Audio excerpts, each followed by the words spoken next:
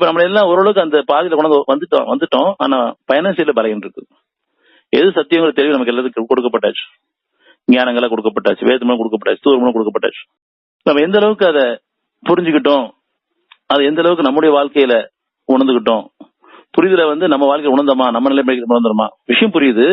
ஆனா மத்தவங்க பேசுறதுக்கு கூட அந்த விஷயத்தை பயன்படுத்தக்கூடாது. நம்ம எல்லாமே எங்க தவறுன்னு சொன்னா, ஒரு புரிஞ்ச விஷயத்த மத்த பேச பயன்படுத்துறோம் இல்லையே, புரிஞ்ச விஷயத்த என்னுடைய வாழ்க்கையில நான் எங்க இருக்கேன் அப்படிங்கிற உணர வேண்டும். ஒரு செய்தியா நமக்கு புரிய வைக்கிறான், வேதத்தின் மூலமாவோ அல்லது தூதர் மூலமாவோ அல்லது சாட்சியாளர் மூலமாவோ நமக்கு விஷயம் புரிய வைக்கிறான். புரிஞ்சதுக்கு அப்புறம் நம்ம அதை எந்த அளவுக்கு வாழ்க்கையில எடுத்துக்கிட்டோம். இப்ப சிந்தனை ஆரம்பிக்குது. புரிஞ்சுக்கிட்டேன், விஷயத்த புரிஞ்சுக்கிட்டேன். சிந்தனை என்னன்னு சொன்னா, என் வாழ்க்கையில நான் இதுல இருக்கனா இல்லையா, அது நன்மையா இருந்தா அந்த நன்மையான குணம் இருக்குதா, அது தீமையா இருந்தா அந்த தீமை குணம் இருக்குதா, இது தீமை இது நன்மைன்னு புரிஞ்சிருச்சு. இப்ப நான் மத்தவங்களை துறை ஆராயக்கூடாது. எப்படி ஆராயணும்னு சொன்னா, இவங்க தீமையில இருக்காங்க, நன்மையில இருக்காங்க, அதுக்கு முன்னாடி நான் எப்படி இருக்கேங்கிறத உணரணும். கண்டிப்பா நம்ம எல்லாருமே தரமாற்றம் இருக்கதான் செய்யும். இங்க என்னைய பார்த்துட்டு என்னுடைய பாம்பத்துக்கு மன்னிப்பு கேட்டுட்டு தான் மத்தவங்க நம்ம பார்க்கணும். அதாவது பார்க்கறவங்க துறை ஆராய வேண்டிய அவசியம் இல்லை.